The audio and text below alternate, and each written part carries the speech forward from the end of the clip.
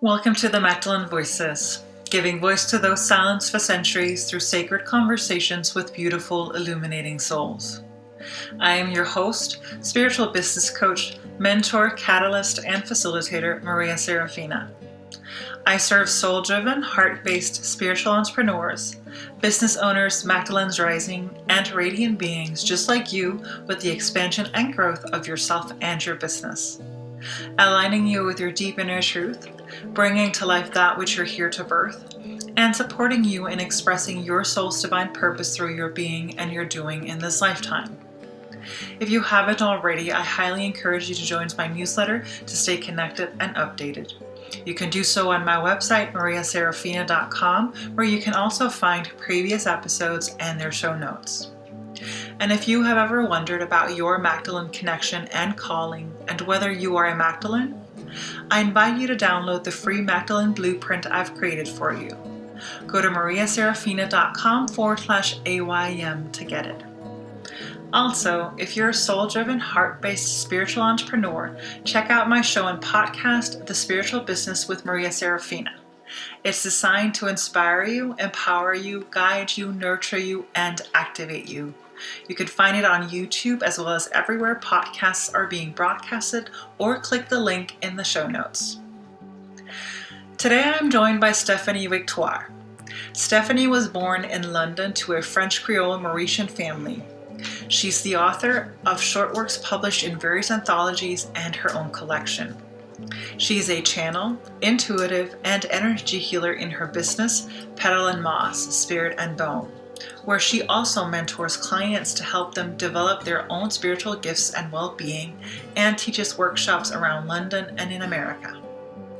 With 20 years of esoteric study and a pursuit of her own healing journey, she has trained in shamanic energy healing, color therapy, intuitive plant medicine, angelic Reiki, past life healing, sonic sound healing, and vortex healing.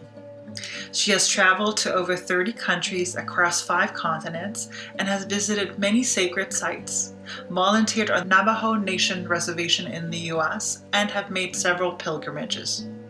Stephanie continues to explore the planet, spirituality, and well-being, and shares this medicine through her writing, gatherings, and building meaningful connections with people all over the world. She is currently writing a non-fictional personal development and well-being book, Wise Woman Free, Becoming Your Own Medicine. In today's episode, you will hear Stephanie share her journey, discoveries, and path with the Magdalene, sacred medicine, ancestors, and her truth. It is a deep, warm, and fiery sacred conversation, and as always, I encourage you to listen with an open heart and an open mind, and take only what serves you and leave the rest. Here is our sacred conversation. Stephanie, welcome to the Magdalene Voices. Your presence here with us today is the result of unseen forces at play.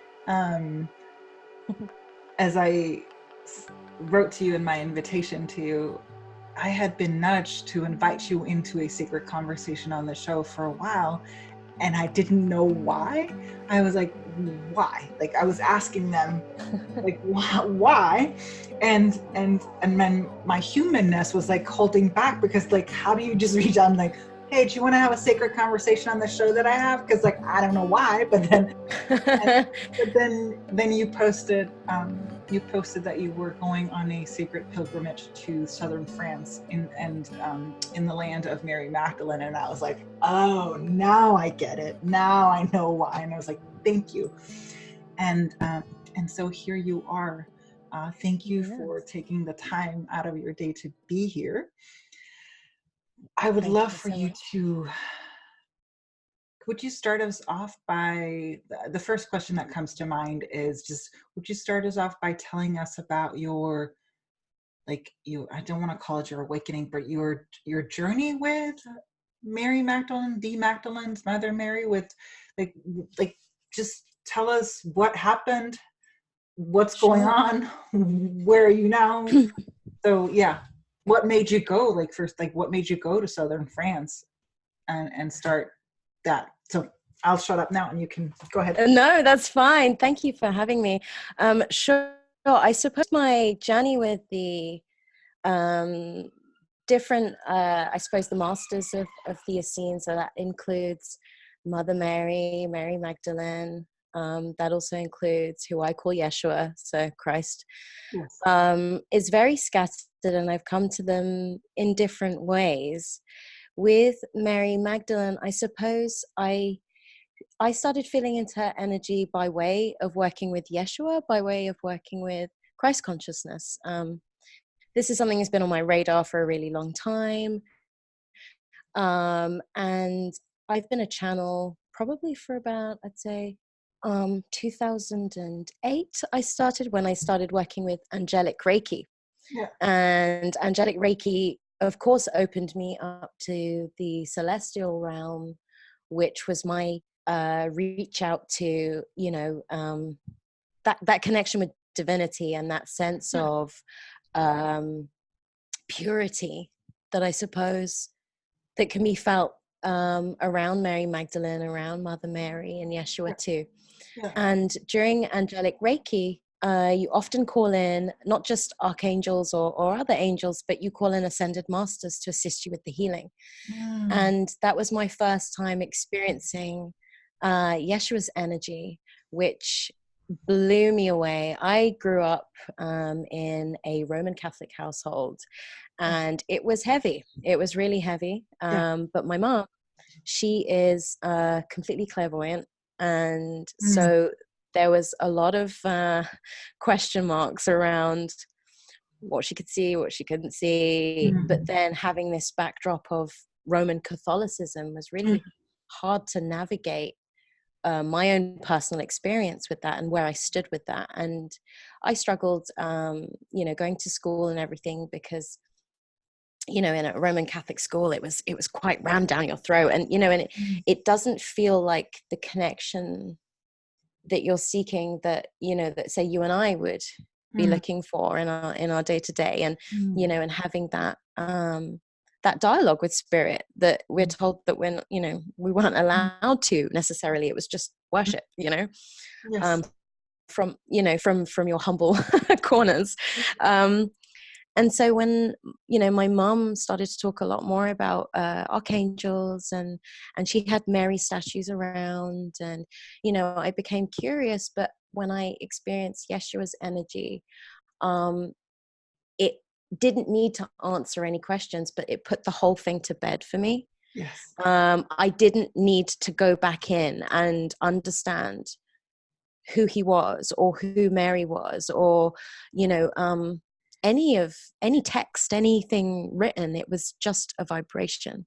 And this vibration cracked me wide open. And, in 1 second, I experienced joy, love, pain, suffering, just all of it. I was shaking. I was giving someone a session and I was just shaking for like half an hour because it was so powerful. It was like the whole weight of the world in one feeling. And I couldn't, I came out of it and was like, okay, I understand.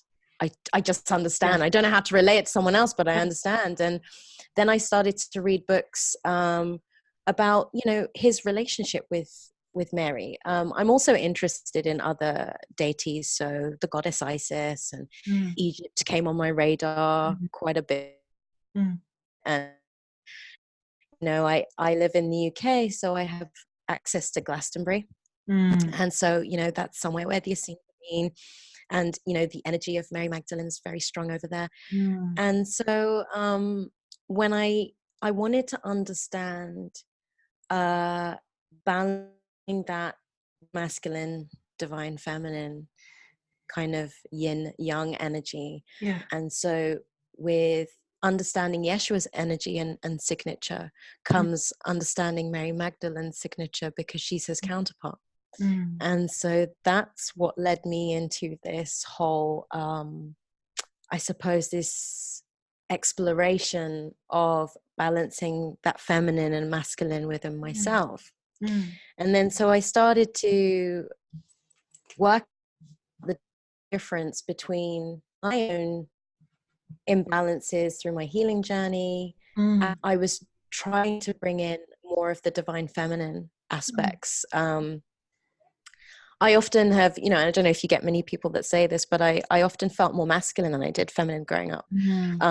And it was, you know, I always had this, it was to connect the body. Yeah. And so Magdalene became this almost this blueprint for looking at how to be the embodiment, you know, of that divinity that also blends with masculinity, that works with it, that becomes fluid with it. And I read the Magdalene Manuscript by Tom Kenyon, and that book was just incredible. It was like, and I couldn't even recall any quotes for you right now if I tried, but it was like reading it was remembering something. Yes. So yeah, and after I'd read that, put it down for a while, and then a friend that I met, she happened to be from Marseille, which is very, very close to this site, and we met up for coffee and we got talking, and she said to me, I'm actually going to, it's a place called Marie Saint-Baume, and she was like, I'm going to her cave, and was like, I'm the friend, and my friend's on, I haven't invited one yet, and now I know that the invitation is for you. So do you want to come? And I was like, well, what else am I doing actually? You know, and I had a good stretch of time where I really wasn't doing anything, and I was like, okay, I'm going to go. Yeah. So that's how I ended up there. And, you know, it is it's a beautiful, beautiful place, and it's a cave up in the mountain. The walk itself is maybe about an hour. And it was a meditation, I think, with her in itself. As you're walking, you're just very in silence and reverent and walking what she's walked before, I guess. Yeah. You mentioned the energies. It's interesting how you, like, what you've described and talked about are the energies and not the people, which I, for one, love, because very often we can get caught up in the humanness and the bloodlines and all of that, but you're actually very clear about the energies. How is your experience of the, you know, the different energies in terms of Yeshua and in terms of Mary Magdalene? I missed part of the question, sorry. Yeah. The energies. So the energies, what is your experience of the energies of Yeshua and your experience of the energy of Mary Magdalene? Yes. So Yeshua has this, you know, it's like a space holding, and Magdalene is the gracefulness that kind of moves around within that space. And I offer this healing called cosmic Shakti healing.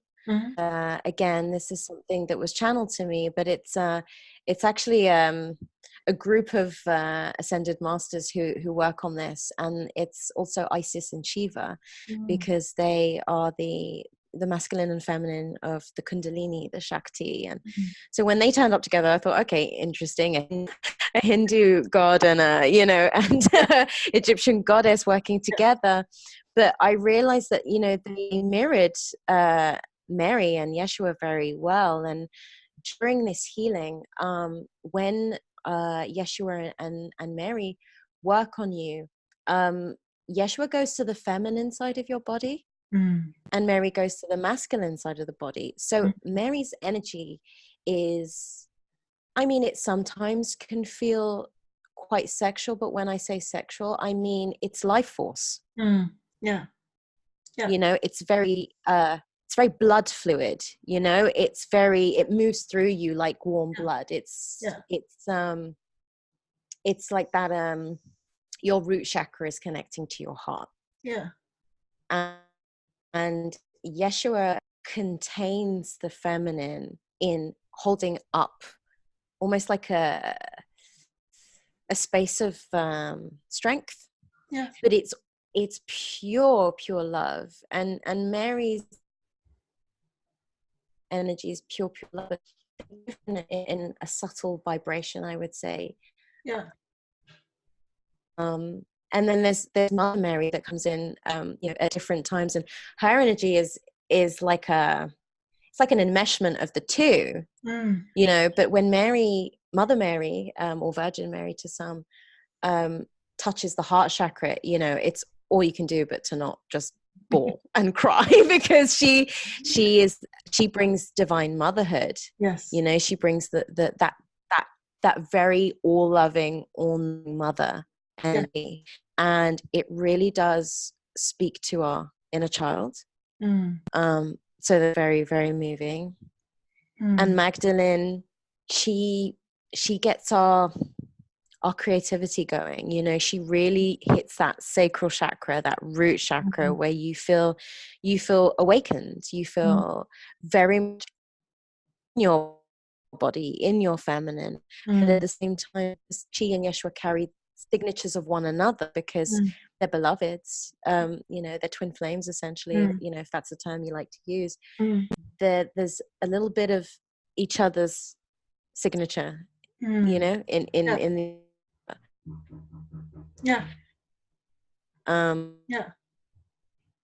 so that you will also sense. Feel that healing that brings.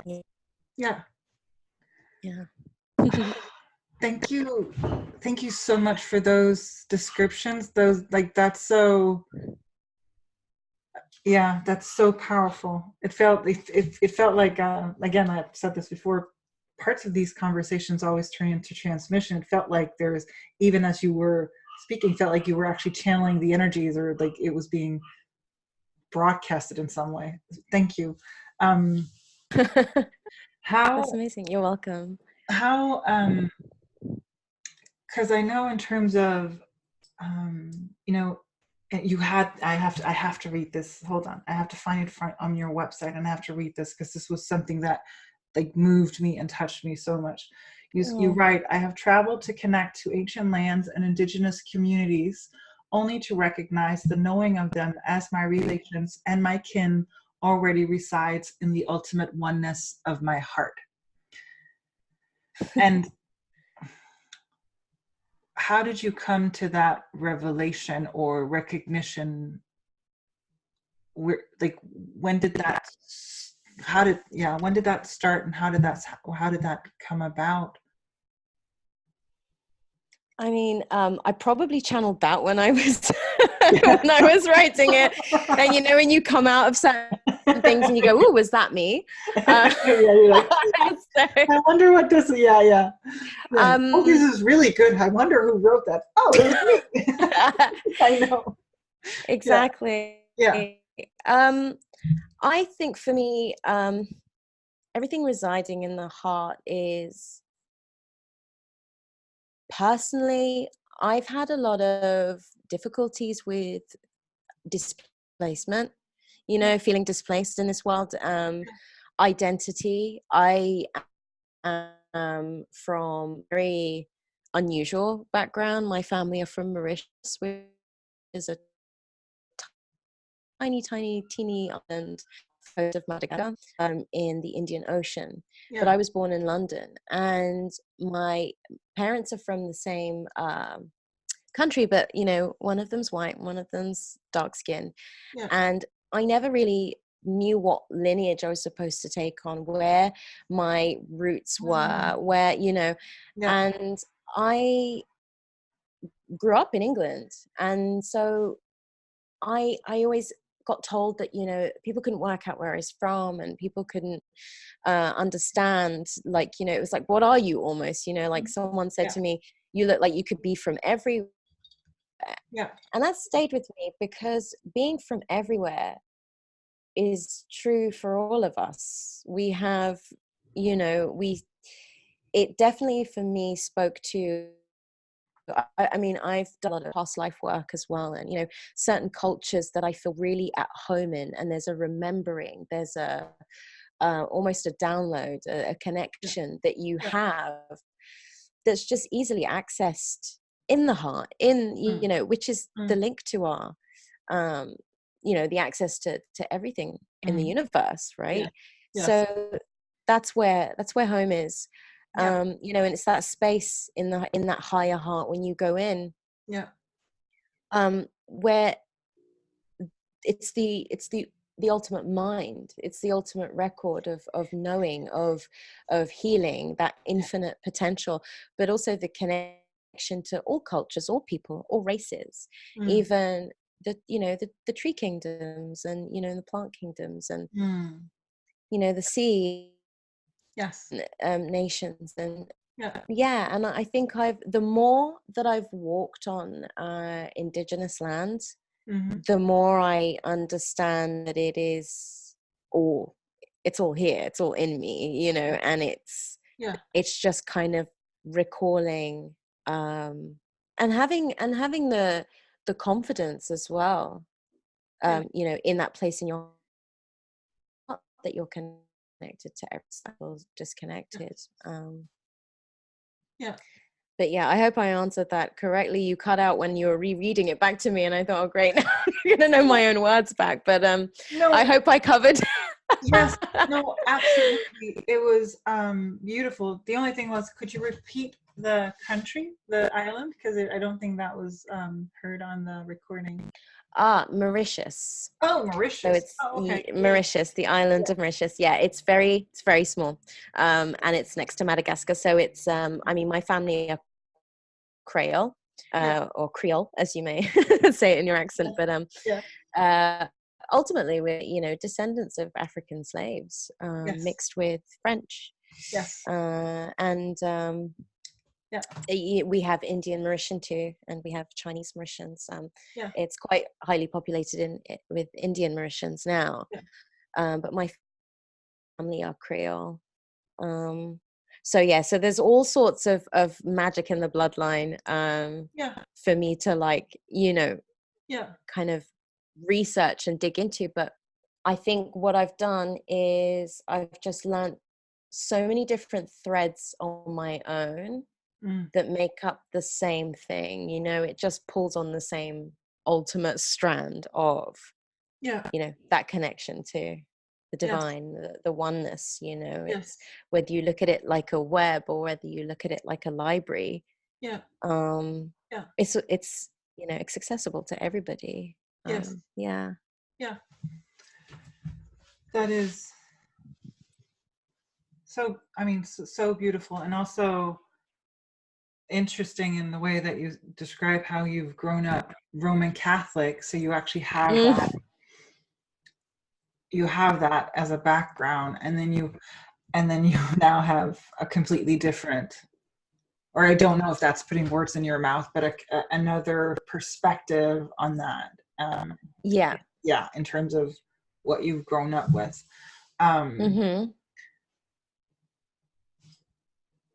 What is, because I know that you have channeled a sacred healing, the Sacred Heart course, but what is the medicine? Because one of the things we talked about before coming on, and I would like for you to actually open this up, you mentioned how you have pulled out the medicine that you have within you so that you can support others in, and again, correct me if I'm wrong, finding the medicine within them.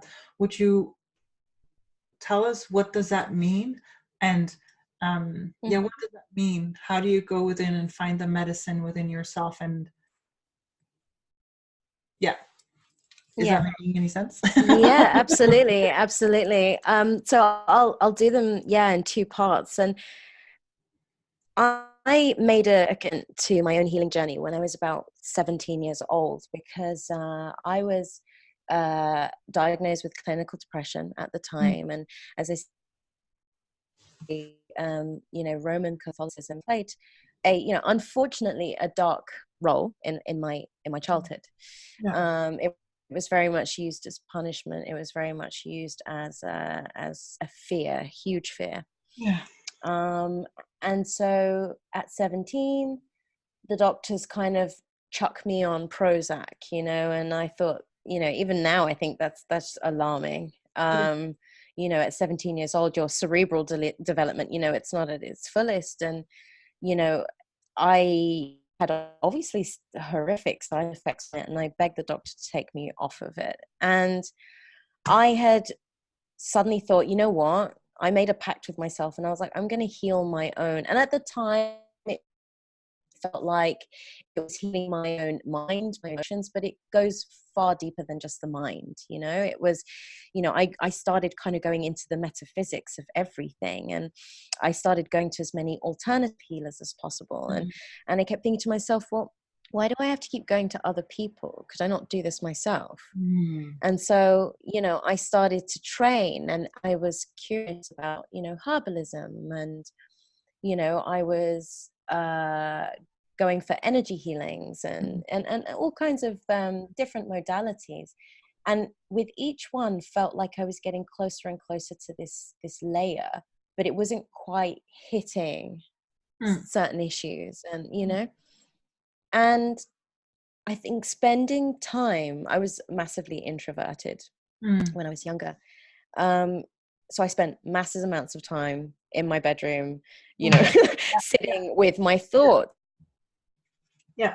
I just sat with my thoughts, and I think, you know, being a very slow, earthy Taurus, you know, lended itself to spending lots of time, you know, with me, and being okay with sitting, you know, in that space.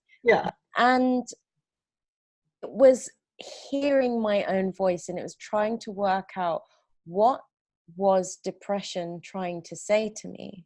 You know, what was it asking of me? What did it need? What did it want?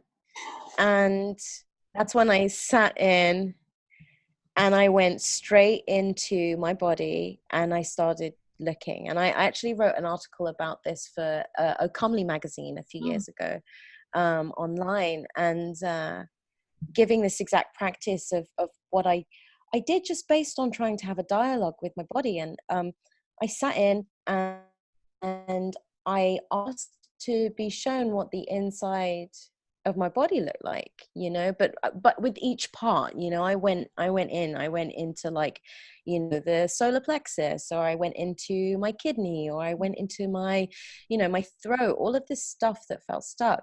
And it was so interesting. Each landscape was tremendously different from another, you know, and stuff came up to face me, you know, even relatives and ancestors. And I was like, okay, there's something about family line. There's something about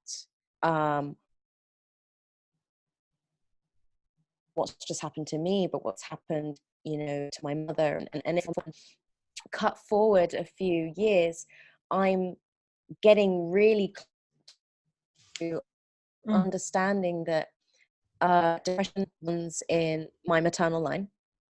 And I was imprinted and, you know, impressed with whatever was going on in my mother's womb, whatever was going in her emotionally at the time, had energetically impressed itself on me, you know, and that goes all the way back. And that for me was like, well, if we're looking at bringing the medicine out of yourself, it's looking at exactly what. So there's so many facets to it, you know. It's like, for starters, it's whatever journey you're meant to be on. You know, you will come to your healing when the time is right for you to understand that healing.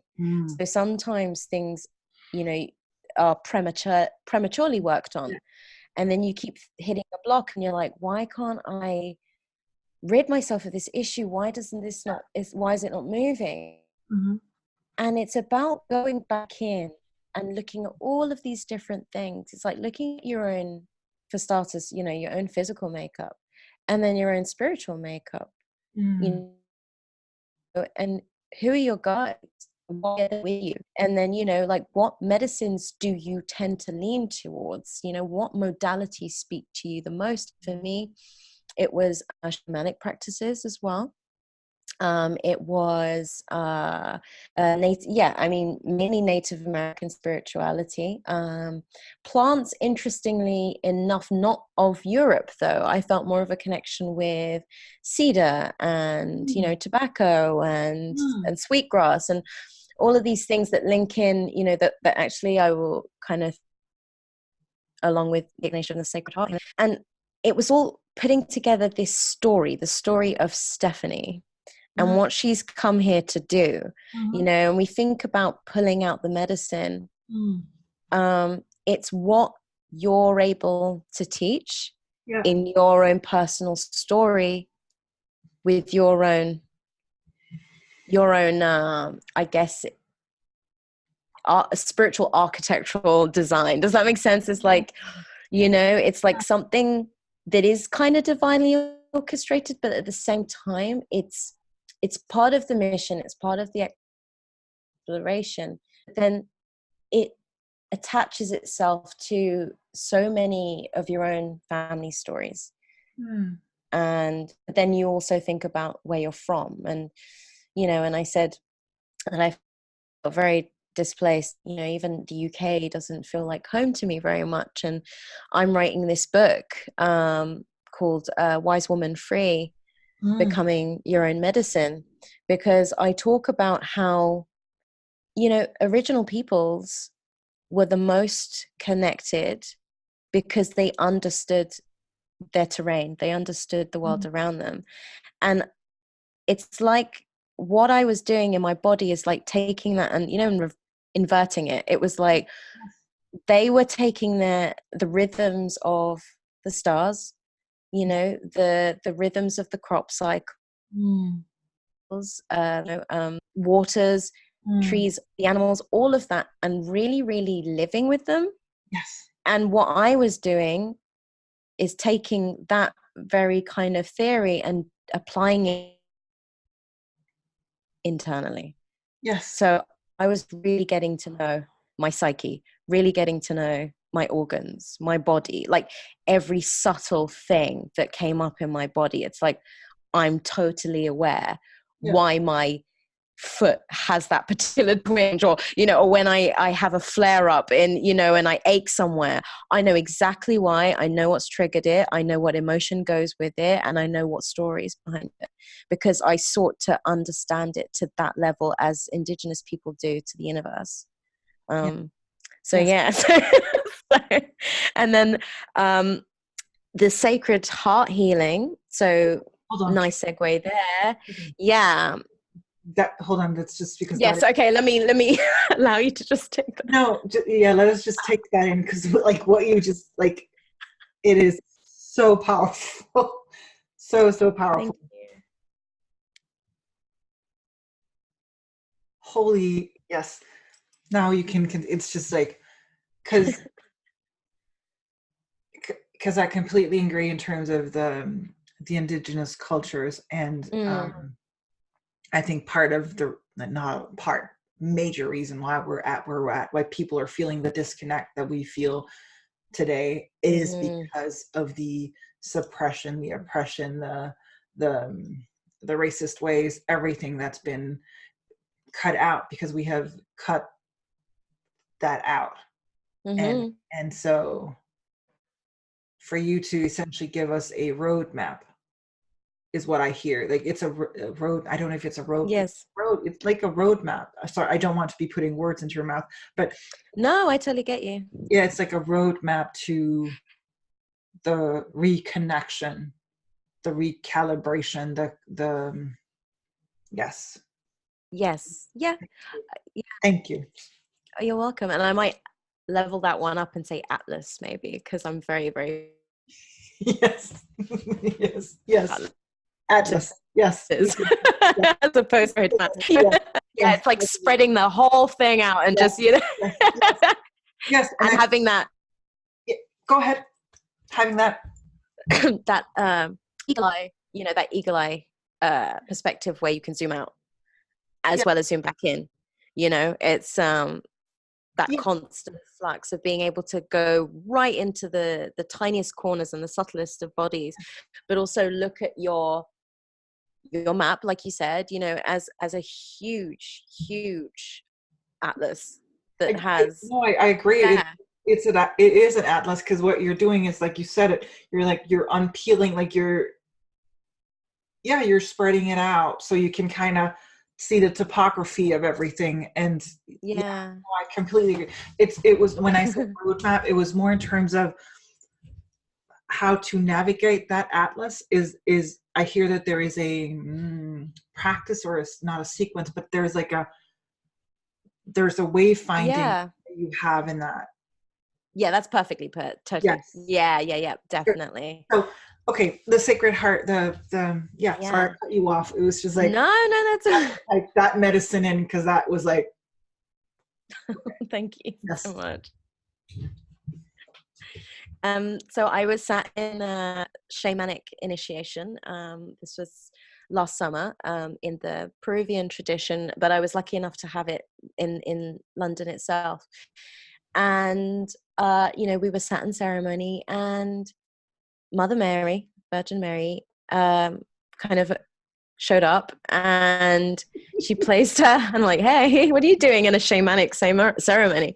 And you know, she placed her hand on my heart, and she said, I'm going to put the vibration of unconditional love into your heart. And I was like, what? And kind of nearly knocked me physically over, right, with this vibration. And was like, and of course I cry, because every time Mary turns up I cry, because you know, and after all of that, like I said, the womb healing, the ancestral, you know, the maternal line, trying to figure out all of that stuff, Mary has been my greatest ally when it comes to navigating anxiety, fears and worries, because she really does hold your inner child, you know. And I was always told by one of my teachers that two people show up to a healing. It's you and it's little you. So it's, you know, the adult you is the one that, you know, believes and has the confidence and the trust in the healing, and then it's the little one that has to be convinced to be healed because they're scared and frightened, and you know. So Mary understands this me, and I guess, you know, she's been around me for a while, and you know, has been there throughout my unfolding, and me kind of just trying to manage, I suppose, my own healing and what it was that I should share and offer other people. And she said to me, in this sort of like trance-like state that I was in the ceremony, she said, I have a healing modality and I want you to pass this on. I want you to teach it. And I was like, okay, what? Like, I don't understand. What did it, you know, well, how am I going to do this? I'm not even a teacher. How am I supposed to, you know, pass what on exactly? Like, you know, show me. And that was it. She was like, just pay attention. And she showed me my hand moving and writing, you know, and I thought, okay, it's going to come out in a book, maybe. Turns out that wasn't it, you know. And then, do you remember the Notre Dame catching fire this year? Right. Okay. Big news. So when that happened, I saw it on the news and I thought, okay, sad, you know, obviously it's a beautiful cathedral, and I've been in it myself quite a few times, and that was a bit like, oh. But then something else was behind that, and I started to see other people's channelings about it, and how it had been built on a goddess Isis temple, and you know, and Joan of Arc had been, you know, she'd been executed in front of it, and you know, burned at the stake, and all of these old stories, you know, and things coming to light. And so I sat with it for a while. And I thought, there's something to this. It's almost too symbolic. Something is happening with the church, with this consciousness. And then the next night I was, you know, get off to sleep, and I was in bed, and I was laying there, and Mary shows up again, and this time with Joan of Arc. And they're like, it's time. I know, I'm just like, what? And like, it's time. She's like, now, oh, it's time for Sacred Heart. And she insisted it be called Sacred Heart, because it's a, you know, you're familiar with the Sacred Heart symbol, the with the flame coming out of it. And unfortunately, the church has depicted it with the crown of thorns sometimes, or with a dagger, or it's bleeding. It's all this very suffering, very, very, I suppose, morbid kind of iconography. But this Sacred Heart is everyone's healing. It's all in our higher heart. It's that direct line to the divine. And if we bring it out and we bring it forward into our chests, and you know, we start it works to the violet flame internally. It transmute energy, purify energy. It takes something that is heavy and, you know, and brings it into light. It's, you know, it's like, you know, almost carries prayers up, that kind of thing, and clears any stagnancy. So she, you know, I said, how am I supposed to activate this heart? And she said, well, I'm going to attune you. So wait for you to be attuned, like, you know, with yourself to be attuned, just lay there. And so I'm lying there, and, you know, she starts spiraling these, you know, like the goddess spiral, you know, it kind of starts vortexing out of my hands. And I feel this attunement. And all the while, Joan of Arc is holding really strong space. And the reason why she was there, because she was kind of speaking to me at the same time as the attunement was running. And she was saying that it's now time to, like, almost gather the troops, those who are brave enough in their hearts to fight the good fight, you know, to lead us into a free future, you know. And she kept saying, liberate us women from the church more than anything, you know. And when I, you know, and Mary almost kind of gave me like a quick flip book through, you know, like real mind of the last 2,000 years of patriarchal control. And how, you know, women that were around Yeshua were taken out of the Bible, you know, and how, you know, even Lilith was demonized, and, you know, and that's primal, what I like to call primal femininity. It's like, it's the feminine in her rawest state, which, you know, is a force, because she's creation, right? She's a force. And I think Magdalene, she holds some of that, you know, and I feel like Joan does too. You know, but Joan, you know, because she dressed up as a man, she led an army, you know, it's like she's quite well versed in playing the patriarchal game to get, you know, to get justice, right? To almost kind of to pioneer something that is a cause that is bigger than herself. It's for the divine, it's for, you know, it's, and so when she led, you know, the French army to, you know, to their freedom from the English, you know, she said it was divinely guided from Michael. You know, Archangel Michael had come to her. And so when, you know, Mary and Joan are like giving me this and they're saying, and I'm like, this is insane, because it's bigger than me. It's like, ego, get out of the room. Like, you know, you have no business being here whatsoever. But also I got overwhelmed and scared, because I was like, how am I gonna, I don't even know if I understand, how am I gonna pass this on or teach it? But it's, you know, it's like what you said earlier, it's like, it's just trusting that what needs to come through comes through. And so this is the healing, and what the healing does exactly is, for the receiver, it goes through every timeline of that person and clears church consciousness. So everyone's been affected by this, because every thought that you've had where you felt shame or guilt around, every fear, every disconnection to your body, sexuality, you know, just the secrecy, the hiding yourself, the, you know, not being able to, you know, when we think even the Crusades, we think of the witch trials, we think of those bigger events in history. You know, the out of control hunting, you know, that in itself is so big that that has affected every person's psyche existing today. Because in the mass consciousness web, you know, we've all, we're descendants, right?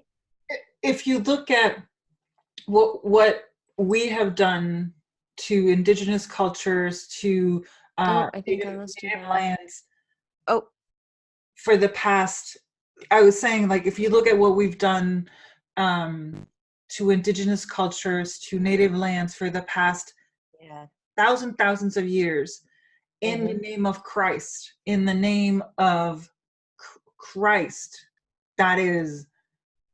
that's just, so yes, it is absolutely running rampant across the entire globe. And I would agree with you that yes, I don't think there's anyone who's not affected by it. And there may be, you know, there may be white people listening in who think that they are not affected or don't have a say. I just encourage you to open your heart, start seeing your privileges, like how you're being privileged based on that. What your normal is, what you consider to be normal is not necessarily normal, or is not normal for a shit ton of people across the globe, of a different race, of a different color, of a different background, whether it be religious, you know, sexual orientation, gender, but like whatever. So yes, sorry, I'm like, yes. Yes. Yeah, exactly. And one person actually asked me who wanted to join the course once I got it up and running. So I taught the first one in Massachusetts this September, and I was so proud of the 16 women who bravely showed up, you know, from all backgrounds, and some of them had grown up in religion, and you know, but they were, you know,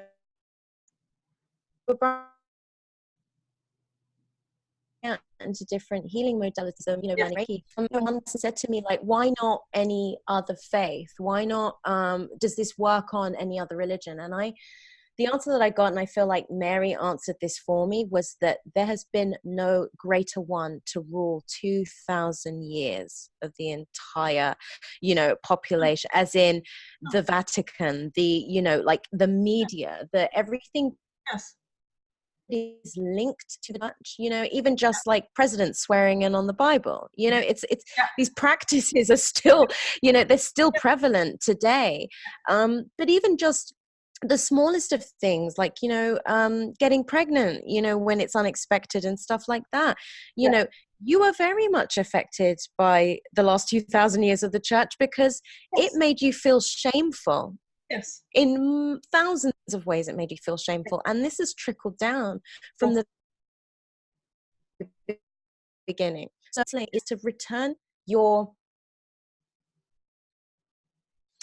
psyche, or return your soul growth.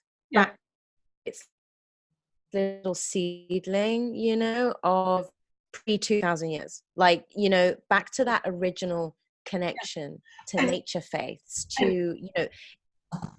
Sorry, go ahead. No, you carry on. To me, it's also about what they actually brought.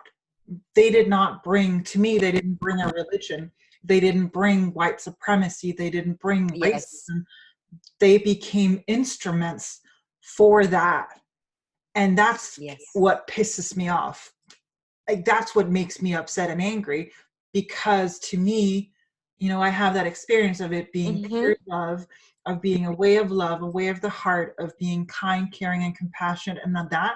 And so there's that. But I also, because Yeshua's had talks with me about this, because I've had my own issues with this, and he said my name would not be as known. I wouldn't be as known had this not happened. So I kind of understand it, but I'm also struggling with, you know, I'm white. I get to live in a very privileged world with this. So that's So, So it's the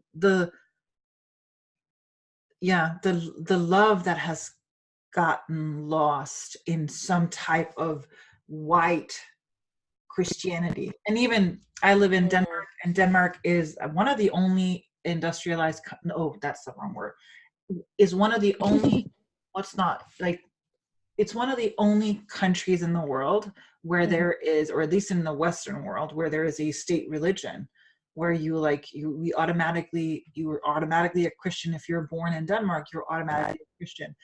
And I had to sign myself out of the church because I don't believe in the way that it's being presented. It's not as bad as, well, I know I don't want to, and I don't really want to put judgment on, because they lost their way to me. They completely lost their way, is what I see. And there's some forgiveness work to be done there still.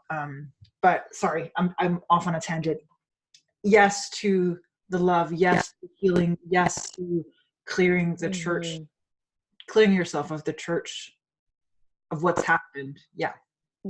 And so it's just clearing those issues that kind of inform so much. Like, they actually have an influence on a lot of different things in your day to day. You know, every time that you feel remotely guilty for anything that is in your heart, that feels really true and resonant, but then someone shames you for it or makes you feel really awful about it, you know, that's just the paradigm that was sort of ingrained, you know. But with this healing, what it also does, it doesn't disconnect you from any faith. It doesn't take you away from any faith. It doesn't undo you in that way. It actually reinforces that bond between you and the divine.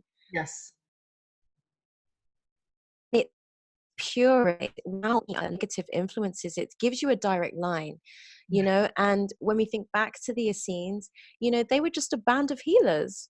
You know, they were just doing their thing, you know. They were just purely acting from the heart, you know, and spreading love. And they were kind of working with natural energy. You know, they would work with water. They would, you know, work with breath. You know, breath work is, you know, coming to light again in, I'd say, the wider world, and people are starting to, you know, really realize, and I think because of studies, you know, that we're able to access now, you know, how important breath is. But, you know, Yeshua, Mary, Magdalene, they were all using breath as healing back then.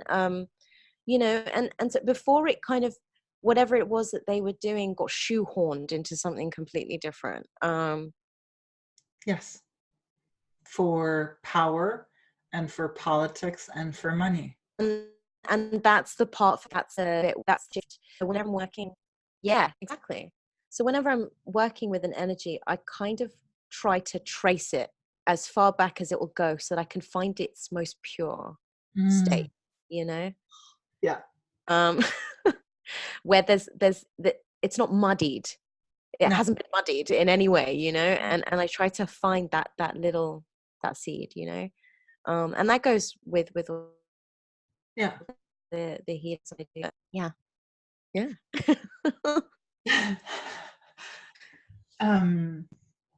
I knew this was going to be good.